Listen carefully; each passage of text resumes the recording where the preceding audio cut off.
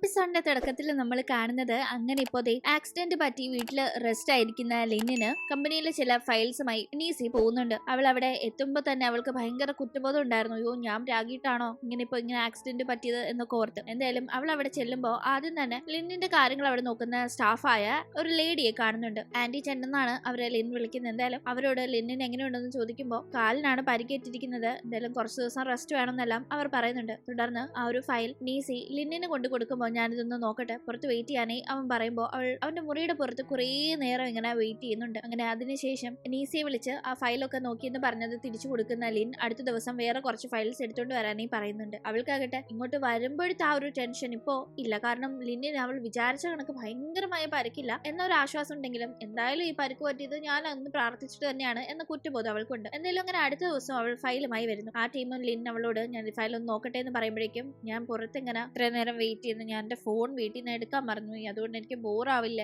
ഞാൻ ആ ബുക്സ് ഒക്കെ വായിക്കട്ടെ എന്ന് ഇങ്ങോട്ട് വരുന്ന വഴി ഇന്നലെ വെയിറ്റ് ചെയ്ത അതേ ലിങ്ക് റൂമിൽ കുറച്ച് ബുക്സ് അടുക്കി വെച്ചിരിക്കുന്നത് കണ്ടതിനെ പറ്റി അവൾ ചോദിക്കുമ്പോൾ ആ ബുക്കൊക്കെ നിനക്ക് ബോറിംഗ് ആയിരിക്കും എന്നാണ് അവൻ പറയുന്നത്, കാരണം അത് മെഡിക്കൽ റിലേറ്റഡ് ബുക്സ് ആണ്. അങ്ങനെ ആദ്യം ഉണ്ടായിരുന്ന വളരെ ഫോർമൽ ആയ മീറ്റിംഗ് പതിയെ ഒരു ഇൻഫോർമൽ ആയ രീതിയിൽ പോകുന്നുണ്ട്. അതുകൊണ്ട് തന്നെ ഇടയ്ക്ക് അവളായിട്ട് അവനെ കാണാനേ വരുന്ന ടീം അവന് കുടിക്കാൻ എന്തോ വെള്ളമൊക്കെ തയ്യാറാക്കി നൽകുമ്പോൾ എന്താ ഒരുമാതിരി കുറ്റബോധം കണക്കുണ്ടല്ലോ മുഖഭാവം കണ്ടിട്ടെന്ന് അവൻ ചോദിക്കുമ്പോൾ ആക്ച്വലി അവളുടെ ഉള്ളിൽ ആ കുറ്റബോധം പക്ഷെ അവൾ തുറന്നു പറയാൻ പറ്റാതെ ഒന്നുമില്ല തോന്നുകയാണെന്നൊക്കെ പറഞ്ഞ് ജാടയിട്ട് നിൽക്കുന്നു. അങ്ങനെ തുടർന്നുള്ള ദിവസങ്ങളിൽ അവൾ ഇങ്ങനെ വന്നുകൊണ്ടേയിരിക്കുമ്പോൾ അവനാകട്ടെ ആന്റി ചെന്ന് ഇവിടെ വീട്ടിലില്ലെങ്കിൽ അകത്തേക്ക് വരാനൊക്കെ പാടായിരിക്കില്ല, അതുകൊണ്ട് വീടിന്റെ സ്പെയർ കീ വാങ്ങിച്ച് കയ്യിൽ വെച്ചോളാനായി അവളോട് പറയുന്നുണ്ട്. കൂടാതെ ഓഫീസിലാകട്ടെ സ്റ്റാഫ്സ് ഒക്കെ അവൾ ഏതാണ്ട് ലിന്നിന്റെ പേഴ്സണൽ അസിസ്റ്റന്റ് എന്ന രീതിയിലാണ് ട്രീറ്റ് ചെയ്യുന്നത്. കാരണം അവളിപ്പോ എന്നും ലിന്നിനെ കാണാനും ഡോക്യുമെന്റ്സ് കാണിക്കാനും ഒക്കെ പോകുന്നതുകൊണ്ട് തന്നെ അവർക്ക് ലിന്നിന്റെ കയ്യിൽ നിന്ന് സൈൻ ചെയ്ത് കിട്ടേണ്ട ഡോക്യുമെന്റ്സ് ഒക്കെ ഇവളെയാണ് ഏൽപ്പിച്ചു വിടുന്നത്.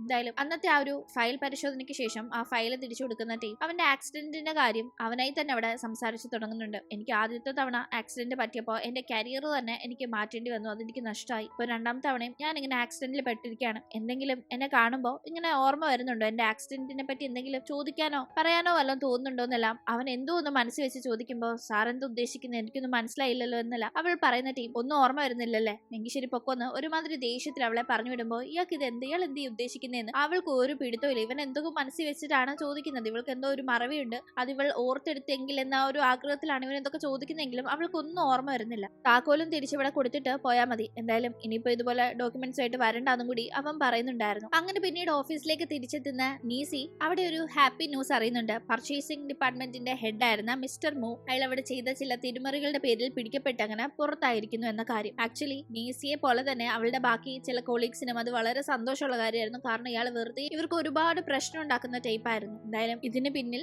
ലിന്നാണ് ഇയാളുടെ തിരിമറി ഇപ്പൊ പുറത്തു കൊണ്ടുവന്നത് എന്നും കൂടി മനസ്സിലാക്കുന്ന നീസി ലിൻ തിരിച്ച് ഓഫീസിലേക്ക് എത്തുമ്പോൾ തരുന്ന ടാസ്ക് ഒക്കെ നന്നായി ചെയ്യും, കാരണം തനിക്ക് അനാവശ്യമായി വലിയൊരു പ്രശ്നം ഉണ്ടാക്കിയ ആളുടെ സകല തെറ്റായ കാര്യങ്ങളും ലിൻ ഇപ്പൊ പുറത്തു കൊണ്ടുവന്നത് വലിയൊരു കാര്യമാണെന്ന് അവൾക്ക് തോന്നുന്നുണ്ട്. അങ്ങനെ തിരിച്ച് ഓഫീസിലേക്ക് എത്തുമ്പോൾ അവൾ വളരെ എക്സൈറ്റഡ് ആയി നിൽക്കുമായിരുന്നു. ലിൻ ചെയ്ത ഈ ഒരു കാര്യത്തിന് തന്റെ ഭാഗത്ത് നിന്ന് എന്തെങ്കിലും നല്ലൊരു കാര്യം ലിന്നിനെ തിരിച്ച് ചെയ്യണം എന്ന രീതിക്ക്. പക്ഷെ ലിന്നാകട്ടെ വന്ന പാടെ അവൾ ഒട്ടും മൈൻഡേ ചെയ്യുന്നില്ല. അവൾക്കാകട്ടെ ലിൻ എന്താ തന്നോട് ഇങ്ങനെ ഒട്ടും മൈൻഡ് ചെയ്യാത്ത, മറ്റേത് അറ്റ്ലീസ്റ്റ് എന്തെങ്കിലുമൊക്കെ പണി തരാനെങ്കിലും വന്ന് മിണ്ടുന്നതായിരുന്നു, ഇപ്പൊ അതുപോലും മിണ്ടുന്നില്ലല്ലോ എന്ന ആ ഒരു ചിന്തയിലാവുന്നുണ്ട്. എന്തായാലും അവിടെ ഇപ്പൊ തിരിച്ചെത്തിയിരിക്കുന്ന ലിൻ ചില ചേഞ്ചസ് ഒക്കെ വരുത്തുന്നുണ്ട് ഓരോ സ്റ്റാഫ്സിന് അസൈൻ ചെയ്തിരിക്കുന്ന ഡ്യൂട്ടിയിലും ഒക്കെ. എന്നിട്ടും നീസിക്ക് ഒരു വർക്കും കൊടുക്കാത്തത് കണ്ട് നീസിയുടെ ഫ്രണ്ട് അവളോട് നീ ഇടയ്ക്കിടയ്ക്ക് ബോസിനെ കാണാൻ ഈ ആള് വയ്യാണ്ടിരുന്നപ്പോ പോയത് കൊണ്ട് ആള് നിന്നോട് നല്ല രീതിക്കാണല്ലോ പെരുമാറുന്നത്, വലിയ പണിയൊന്നും തരുന്നില്ലല്ലോ എന്നൊക്കെ പറയുമ്പോ പക്ഷെ അവൾക്ക് നേരെ തിരിച്ചാണ് തോന്നുന്നത്. തനിക്ക് പണി തന്നോണ്ടിരുന്ന ലിൻ ഇപ്പോ തന്നെ അങ്ങനെ വലിയ മൈൻഡ് ആക്കാതിരിക്കുമ്പോ അവഗണിക്കുന്ന കണക്ക്, തന്നെ സൈഡ് ഒതുക്കി നിർത്തിയിരിക്കുന്ന കണക്കൊക്കെയാണ് അവൾക്ക് തോന്നുന്നത്. ഇതേ ടീം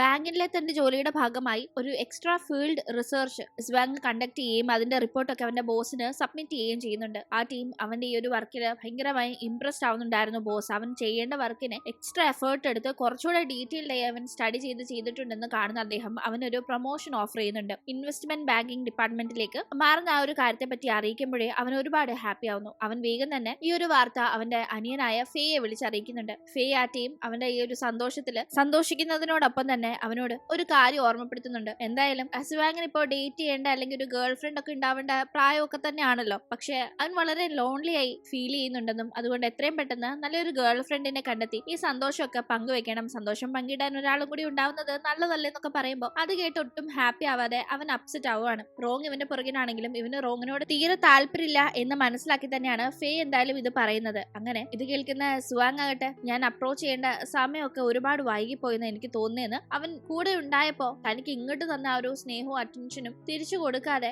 നീസിയെ താൻ ഹേർട്ട് ചെയ്ത് തന്റെ ലൈഫിൽ നിന്ന് അകറ്റി നിർത്തിയെന്ന ഭയങ്കര കുറ്റബോധം ഇങ്ങനെ ഉള്ളിൽ കൊണ്ട് നടക്കാണ്. എന്തായാലും തന്റെ ഈ ഒരു ജോലി സംബന്ധമായ ഹാപ്പി ന്യൂസ് തൽക്കാലം അമ്മയോടോ റോങ്ങിനോടോ പറയണ്ട എന്നത് തന്നെ സുവാങ് അനിയനോട് പ്രത്യേകം പറയുന്നുണ്ട്. അങ്ങനെ പിന്നീട് നമ്മൾ നീസിയെ കാണുമ്പോൾ ജോലിയൊക്കെ കഴിഞ്ഞ് തിരിച്ച് ഡോമിലേക്ക് എത്തിയിട്ടുണ്ടായിരുന്ന അവളുടെ 2 റൂംമേറ്റ്സ് ഒന്നിച്ച് താമസിക്കുന്നുണ്ടല്ലോ, അവരുടെ വാഷിംഗ് മെഷീൻ യൂസ് ചെയ്യാനേ അവിടേക്ക് ചെല്ലുമ്പോഴേക്കും അതിൽ ഒരു റൂംമേറ്റ് ഇവിടെ സ്ഥലത്തില്ല, മറ്റേ റൂംമേറ്റ് ഉണ്ടെങ്കിലും ആള് താക്കോല് കയ്യിലില്ലാണ്ട് ഇപ്പൊ പോയിരിക്കുന്ന റൂംമേറ്റ് തിരിച്ചെത്താനേ പുറത്തിങ്ങനെ വെയിറ്റ് ചെയ്തിരിക്കുകയാണ് എന്ന് കാണുന്ന അവൾ അയ്യോ രാത്രിയാവുന്നു, എനിക്ക് ഈ ഒരു തുണി അത്യാവശ്യമായിട്ട് കഴുകിയേ പറ്റൂ, ഞാൻ എന്തായാലും ബാൽക്കണി വഴി അകത്ത് കയറാന്ന് പറഞ്ഞു ഇവരുടെ ഈ റൂമിന്റെ തൊട്ടടുത്തുള്ള റൂമിന്റെ ബാൽക്കണി വഴി കയറി മറ്റേ റൂമിലേക്ക് ബാൽക്കണി വഴി ആക്സസ് ചെയ്യാനായി ശ്രമിച്ചുകൊണ്ടിരിക്കുകയാണ്. അവളോട് വേണ്ടെന്നൊക്കെ ഫ്രണ്ട് പറഞ്ഞെങ്കിൽ അവൾ കേൾക്കാതെ അങ്ങനെ വലിഞ്ഞു കയറിക്കൊണ്ടിരിക്കുമ്പോൾ അതുവഴി ലിന്നും മറ്റൊരാളും എത്തുന്നുണ്ട്.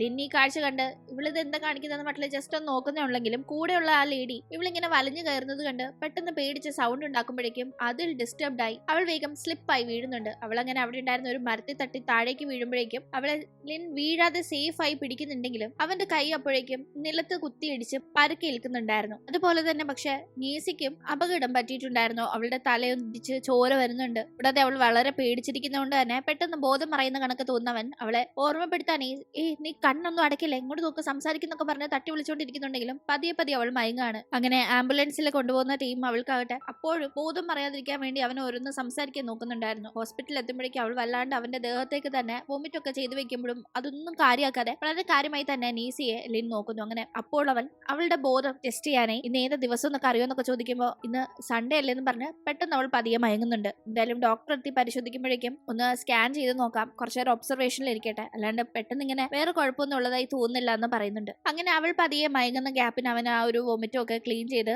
അവൾക്ക് കാവലിരിക്കുന്നുണ്ട്. തുടർന്ന് അവൾ ഉണരാനായി വെയിറ്റ് ചെയ്തിരിക്കുന്ന ടീം അവന് ഭയങ്കരമായ എന്തൊക്കെയോ സങ്കടവും കൺസേണും വല്ലാത്ത ഒരു വിഷമവും ഒക്കെ തോന്നുന്നുണ്ടായിരുന്നു എന്തൊക്കെയോ ആലോചിച്ച്. തുടർന്ന് അവൾ പതിയെ ഉണരുമ്പോഴേക്കും അവനാകട്ടെ അവളുടെ അടുത്ത് തന്നെയുണ്ട്. വേഗം തന്നെ ഒരു ഗ്ലാസ് വെള്ളവുമായി അവളുടെ അടുത്തേക്ക് ചെന്ന് അവളെ തന്നെ നോക്കി നിൽക്കുമ്പോൾ എനിക്കിപ്പോ കുഴപ്പമൊന്നുമില്ല എന്ന് അവൾ പറയുന്ന ടീം അവളെ ഒന്ന് വീണ്ടും മെമ്മറി ടെസ്റ്റ് ചെയ്യാനായി അവൻ നിനക്ക് നടന്നതൊക്കെ ഓർമ്മയുണ്ടോ എന്ന് ചോദിക്കുമ്പോൾ ഉണ്ട്, ഞാൻ ബാൽക്കണിയിൽ നിന്ന് വീണതല്ലേ എന്ന് അവൾ പറയുമ്പോഴേക്കും നിന്റെ ഫ്രണ്ട്സ് നിന്നെ ഇവിടെ കൊണ്ടുവന്ന് ആക്കിയതെന്ന് അവൻ പറയുന്നുണ്ട്. ആക്ച്വലി അവനാണ് കൊണ്ടുവന്നത്, പക്ഷെ ഇങ്ങനെയാണ് പറയുന്നത്, അവൾ എന്താണ് പറയുന്നത് എന്ന് അറിയാനേ. അത് കേട്ടപാടെ അവൾ എന്റെ ഫ്രണ്ട്സോ അവരപ്പോ എന്നെ കണ്ട് പേടിച്ചു കാണുമല്ലേ എന്നൊക്കെ പറഞ്ഞ് വേഗം കൺസേൺ ആവുമ്പോഴേക്കും അവന്റെ മട്ടും ഭാവവും മാറുന്നുണ്ട്. നിനക്ക് എന്തിന്റെ കേടാ, നിനക്ക് നിന്നെ പറ്റി ചിന്തിച്ചുവിടുക, എപ്പോഴും നിനക്ക് ഫ്രണ്ട്സിനെ പറ്റിയാണോ ചിന്ത എന്നൊക്കെ പറഞ്ഞ് ഭയങ്കരമായി അവൻ ദേഷ്യപ്പെടുമ്പോൾ അവൾ കരയാനായി തുടങ്ങുന്നു. എന്തിനാ എന്നോട് ദേഷ്യപ്പെടുന്നത്, എന്നോട് കുറച്ച് സ്നേഹത്തിൽ പെരുമാറിക്കൂടെ എന്നൊക്കെ എപ്പോഴും ദേഷ്യം മാത്രം കാണിക്കുന്നതെന്നെല്ലാം അവൾ സങ്കടപ്പെടുമ്പോൾ കൂട്ടത്തിൽ അവനെ കുറ്റം പറയുന്നുണ്ട്. ഞാനിപ്പോ ഇങ്ങനെ ആവാൻ കാരണം നിങ്ങളാണെന്ന്. എന്താണെന്ന് മനസ്സിലാവാതെ അവൻ ചോദിക്കുമ്പോൾ ഞാനിവിടെ മര്യാദയ്ക്ക് ബാൽക്കണിയിൽ കയറിക്കൊണ്ടിരിക്കുകയായിരുന്നു, അപ്പോഴാണ് നിങ്ങൾ ആ വഴി വന്നത്. നിങ്ങളുടെ കൂടെ ഉണ്ടായിരുന്ന ആ ലേഡി സൗണ്ട് ഇട്ടപ്പോഴാണ് അത് കേട്ട് പേടിച്ച് ഞാൻ മറിഞ്ഞടിച്ച് വീണത്, അപ്പൊ നിങ്ങൾ കാരണമല്ലേ ഞാൻ വീണത്, എന്നിട്ട് ഇപ്പോഴും എന്നെ കുറ്റം പറയുന്നു എന്നൊക്കെ ചോദിക്കുമ്പോൾ കൂട്ടത്തിൽ തന്നെ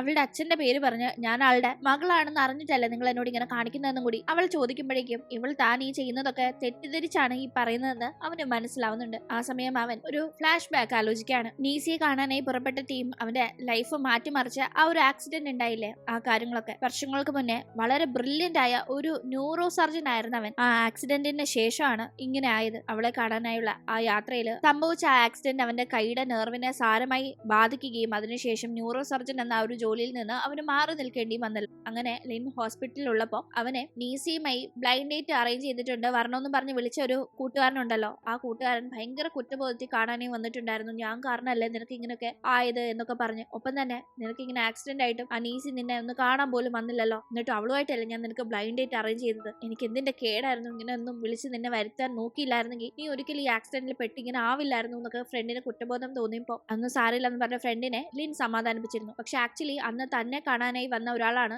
ഈ ലിന്നെന്നോ ആ വരുന്ന യാത്രയിലാണ് ഇയാൾക്ക് ആക്സിഡന്റ് പറ്റിയതെന്നോ ഉള്ള കാര്യങ്ങളൊന്നും തന്നെ നീസിക്ക് ഒരു ഓർമ്മയും ഒരു പിടുത്തവും ഇല്ല. പക്ഷെ അവളെ ഇത് ഓർമ്മിപ്പിച്ചെടുക്കാനൊക്കെയാണ് ലിൻ ഈ തിരിച്ചും മറിച്ചും അവളുടെ മെമ്മറി ടെസ്റ്റ് ചെയ്യാനായി പലതും ചോദിച്ചുകൊണ്ടിരിക്കുന്നത്. പക്ഷെ അവളാകട്ടെ ഇവൻ തന്നോട് എന്തോ ഇഷ്ടക്കേട് തീർക്കാണ്, തന്റെ ഫാമിലിയെ പറ്റി അറിഞ്ഞുകൊണ്ട് തന്റെ അച്ഛൻ ആരാണെന്നൊക്കെ അറിഞ്ഞുകൊണ്ട് താൻ ഇവിടെ ജോലിക്ക് വന്നത് ഇഷ്ടപ്പെടാതെ ടെസ്റ്റ് ചെയ്യാൻ നോക്കുകയാണെന്നൊക്കെയാണ് കരുതുന്നത്. എന്തായാലും അതിപ്പോ ആലോചിക്കുന്ന അവൻ അവൻ അവളോട് അവൾ ഇത്രയും വിഷമിക്കാനൊന്നും താൻ ഒരിക്കലും ഉദ്ദേശിച്ചിട്ടില്ലെന്നും അവൾ വിചാരിക്കുന്ന കണക്കല്ല കാര്യങ്ങളെന്നും നിന്റെ ഫാമിലിയും എന്റെ ഫാമിലിയും വളരെ നല്ല രീതിയിൽ മുന്നോട്ട് പോയവരാണെന്നും പറഞ്ഞ് അവിടെ നിന്ന് പോകുന്നുണ്ട്. അതിനുശേഷം ലിന്നാട്ടെ ഇപ്പോ നീസിയെ പരിശോധിച്ച ഡോക്ടർ ഉണ്ടല്ലോ, ആ ഡോക്ടറുമായി സംസാരിക്കുകയാണ്. ആ ഡോക്ടറുടെ പേര് ഫാങ് എന്നാണ്. ഫാങ് ആക്ച്വലി ലിന്നിന്റെ ഒരു പരിചയക്കാരനാണ്. ആ കുട്ടിയെ വല്ലാണ്ട് കെയർ ചെയ്യുന്നുണ്ടല്ലോ എന്ന് നീസിയുടെ കാര്യം പറഞ്ഞ് ഫെങ് ലിന്നിനെ കളിയാക്കുമ്പോ അങ്ങനെയൊന്നുമില്ല, ഒരു ബോസ് എന്ന രീതിക്ക് മാത്രമേ ഞാൻ നോക്കുന്നതെന്ന് അവൻ പറയുമ്പോ അല്ലല്ല നിനക്ക് ഒരു അസുഖം കൂടി പിടിപെട്ടിട്ടുണ്ട്, ലവ്, അതിന്റെ സിംറ്റംസ് ആയി കാണിക്കുന്നതെന്ന് ഫെങ് കളിയാക്കുമ്പോ ലിൻ വലിയ മൈൻഡ് ഒന്നും കൊടുക്കുന്നില്ല. നീസിയെ ഹോസ്പിറ്റലിൽ കാണാനായി അവളുടെ ഫ്രണ്ട്സ് എത്തുന്നുണ്ട്. അവരാകട്ടെ നീസി വിചാരിക്കാത്ത ഒരു കാര്യം അവളോട് പറയുന്നു. മറ്റൊന്നുമല്ല,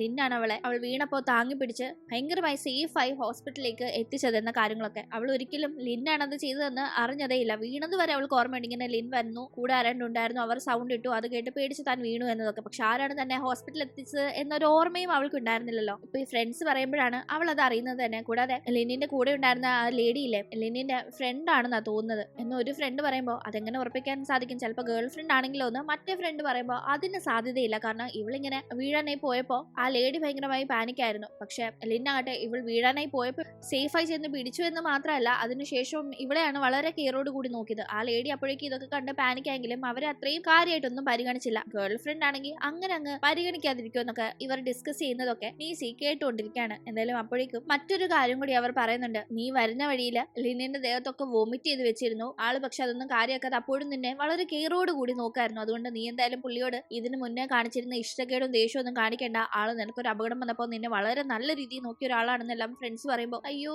വോമിറ്റ് ചെയ്തു എന്ന് കേൾക്കുമ്പോൾ ഇത്രയും ചെയ്ത് കൂട്ടിയത് പോരാതെ ഇത് ഞാൻ ചെയ്തോ, അയ്യോ ഇനി ഞാൻ എങ്ങനെ ലിന്നിന്റെ മുഖത്ത് നോക്കും, ആകെ നാണക്കേടായി പോയല്ലോ എന്ന് നീസി ആകെ ചമ്മിയിരിക്കുന്നു. എന്തായാലും ഫ്രണ്ട്സ് അങ്ങനെ ബൈ പറഞ്ഞു പോയ ശേഷം അവളെല്ലാം ആലോചിക്കാണ് ലിൻ തനിക്ക് വേണ്ടി ചെയ്ത കാര്യങ്ങളും എല്ലാം. ഒപ്പം തന്നെ ലിൻ തന്നെ താങ്ങി പിടിച്ചത് ആൾക്ക് വയ്യാത്ത കയ്യിലല്ലേ, എന്തൊരു കഷ്ടമാണെന്നൊക്കെ ആലോചിക്കുന്നവൾ എന്തായാലും ചെയ്തു തന്നതിനൊക്കെ താങ്ക്സ് എന്ന് വേഗം തന്നെ ലിന്നിന് ഒരു മെസ്സേജ് അയക്കുന്നുണ്ട്. അവൻ അതിന് ഓക്കെ എന്ന് മെസ്സേജ് അയച്ച് വേഗം തന്നെ എങ്ങനെയുണ്ട് ഇപ്പൊ ഒന്ന് തിരിച്ച് റിപ്ലൈ അയക്കുമ്പോഴേക്കും അവളാകട്ടെ ആ ഒരു മെസ്സേജ് കണ്ടില്ല, പെട്ടെന്ന് ഉറങ്ങി പോകുന്നുണ്ട്. അവൾക്ക് മെസ്സേജ് അയച്ചിട്ട് റിപ്ലൈ വരാതാവുമ്പോൾ ഇവൻ ടെൻഷൻ ആവുന്നുണ്ട്. അങ്ങനെ ഏതാണ്ട് ഒരു അരമണിക്കൂറിന് ശേഷമാണ് അവൾ ഉണർന്ന് റിപ്ലൈ അയക്കുന്നത്. ഞാനിപ്പോ ഓക്കെ കുഴപ്പമൊന്നും ഇല്ലാന്ന് അവൾ അയക്കുമ്പോഴേക്കും സാറില്ല ഞാൻ കാണാനേ എത്തുകയാണെന്നും പറഞ്ഞ് അവൻ റിപ്ലൈ അയച്ചത് അവൾ സീൻ ചെയ്യുമ്പോഴേക്കും അവന്റെ ഡോറ് തുറന്ന് അകത്തേക്ക് വരുന്നു. ഇപ്പോഴല്ലേ മെസ്സേജ്, അപ്പോഴേക്കും ഇങ്ങ് എത്തിയല്ലോ എന്ന് അവൾ അവനെ അന്തം വിട്ട് നോക്കുന്നുണ്ടായിരുന്നു. അങ്ങനെ വീട്ടിലേക്ക് പോകുന്നതിനെ പറ്റി അവൾ പറയുമ്പോൾ ഡോക്ടർ പറഞ്ഞിട്ടേ പോകുന്നുള്ളൂ, അങ്ങനെ പെട്ടെന്ന് ചോദിച്ചൊന്നും പോകേണ്ട ആവശ്യമില്ല, ഡോക്ടർ നന്നായി ഒബ്സർവ് ചെയ്തിട്ട് പോകുന്ന സമയമാകുമ്പോൾ പറയുന്നൊക്കെ അവളോട് പറയുമ്പോൾ അവളും അങ്ങനെ ഇരിക്കുകയാണ്. അങ്ങനെ ഏറെ നേരം ഇവരിങ്ങനെ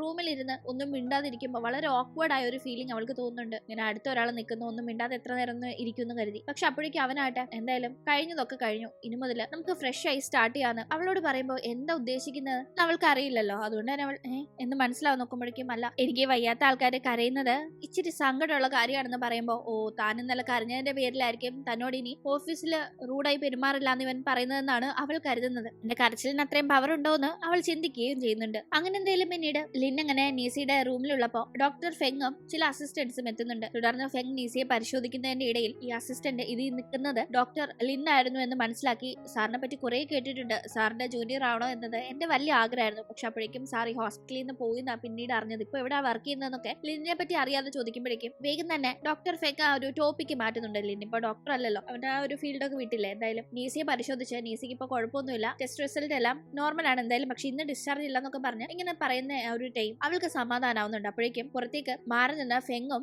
ലിന്നും സംസാരിക്കുകയാണ്. ലിന്നിന് നീസിയോട് താല്പര്യമുണ്ട്, അവൻ ഇവിടെ അവളുടെ കൂടെ കൂടുതൽ ടൈം സ്പെൻഡ് ചെയ്യാൻ ആഗ്രഹിക്കുന്നു എന്ന് മനസ്സിലാക്കുന്ന ഫെങ് നിനക്ക് അവിടെ കൂടുതൽ ടൈം സ്പെൻഡ് ചെയ്യാനുള്ള അവസരം ഞാൻ ഉണ്ടാക്കാം, പകരം എനിക്ക് ചില പേഷ്യൻസിനെ പറ്റിയൊക്കെ കുറച്ച് ഡൗട്ടും കാര്യങ്ങളൊക്കെ ഉണ്ട്, അത് ക്ലാരിഫൈ ചെയ്ത് തരണം, ഒരു പാലിട്ട് അങ്ങോട്ടും ഇങ്ങോട്ടും എന്ന രീതിക്ക് ഫെങ് പറയുമ്പോൾ ലിൻ സമ്മതിക്കുന്നു. അങ്ങനെ നീസിയുടെ റൂമില് ഫെങ്ങും ലിന്നും മറ്റു ചില ഡോക്ടേഴ്സും ഡിസ്കസ് ഒക്കെ ചെയ്യുന്നുണ്ട്. നീസിയാണെങ്കിൽ ഇതൊക്കെ കണ്ട് ഇത് എന്ത് നടക്കുന്നതെന്ന് മനസ്സിലാതിരിക്കുകയാണ്. അങ്ങനെ ഡിസ്കഷന് ശേഷം കുഴപ്പമൊന്നും ഇല്ലല്ലോ അല്ലെ, ഇങ്ങനെ അവളുടെ റൂം ഒരു ഡിസ്കഷൻ റൂമാക്കി മാറ്റിയതിനെ പറ്റി അവർ ചുമ്മാ ഇങ്ങനെ പറയുമ്പോൾ സാരമില്ലാന്ന് അവളും പറയുന്നുണ്ട്. എന്തായാലും അതിനുള്ള ഒരു പരിഹാരമായിട്ട് നമുക്ക് എല്ലാവർക്കും ഒന്നിച്ച് ഫുഡ് കഴിക്കാന്നും പറഞ്ഞ് ഈ ഡോക്ടേഴ്സ് അവളെയും കൂട്ടിക്കൊണ്ടാണ് ഫുഡ് കഴിക്കാനായി പോകുന്നത്. അവൾക്കാകട്ടെ ഇതൊക്കെ ലൈഫിലെ പുതിയൊരു അനുഭവമാണ്, ഇങ്ങനെ ഡോക്ടർമാരുടെ കൂടെ ടൈം കൂടുതൽ സ്പെൻഡ് ചെയ്യുന്നതൊക്കെ. ലിന്നാകട്ടെ തിരിച്ചു പോകാതെ നീസിയുടെ കൂടെ തന്നെ അങ്ങനെ എപ്പോഴും നിൽക്കുന്നുണ്ട്. അവൾക്ക് വേണ്ട ഫുഡും വെള്ളവും എല്ലാം എടുത്തു കൊടുത്ത് കൂടെ തന്നെ നിൽക്കുമ്പോൾ സാർ ഓഫീസിൽ പൊക്കോ, എനിക്കിങ്ങനെ എപ്പോഴും കൂടെ നിന്ന് ഒരാളുടെ ആവശ്യമില്ല, സാറില്ല ഞാനിപ്പോ ഓക്കെ അല്ലേ എല്ലാം തന്നെ ചെയ്തോളാന്ന് പറയുമ്പോൾ എനിക്കിപ്പോ ഓഫീസിൽ പോയിട്ട് പ്രത്യേകിച്ച് പണിയൊന്നുമില്ല, പിന്നെ ഇവിടെയുള്ള ഡോക്ടർ ഫെങ് എന്റെ കൂട്ടുകാരനാണ്, ആളെന്നോട് ചില മെഡിക്കൽ കേസ് ഒക്കെ ഡിസ്കസ് ചെയ്യണമെന്ന് പറഞ്ഞതുകൊണ്ടാണ് ഞാൻ ഇവിടെ നിൽക്കുന്നത്, കൂടാതെ ഓഫീസിലെ എന്റെ പണിയൊക്കെ ഞാൻ തീർത്തു, ഇനി എനിക്ക് ആനുവൽ ലീവ് ഉണ്ടല്ലോ, ഞാൻ ഈ വർഷത്തെ ലീവ് ഒന്നും എടുത്തിട്ടില്ല, അതിപ്പോ എടുത്തിരിക്കുകയാണെന്നല്ല ലിൻ ഇങ്ങനെ നിസ്സാരമായി പറയുമ്പോൾ ലിൻ ലീവ് എടുത്ത് ഇവിടെ നിന്ന് തന്നെ നോക്കുന്നോന്ന് അവൾക്ക് ഭയങ്കര